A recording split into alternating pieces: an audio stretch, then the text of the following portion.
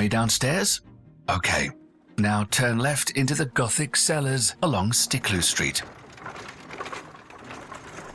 The archives indicate that the oldest part of the restaurant was to the left of the small room, right next to the boarhead signboard.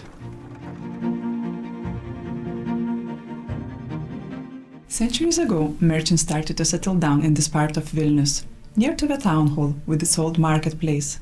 They built their houses and opened shops close to the market. I built a masonry house here more than 500 years ago. Back in those days, I was quite rich. At that time, the masonry was very expensive, and most of the buildings in Vilnius in those days were built from the wood. These cellars were built in the 15th and 16th centuries.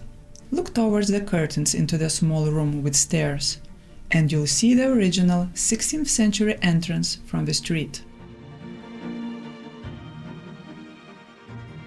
Here, downstairs, I run a small shop.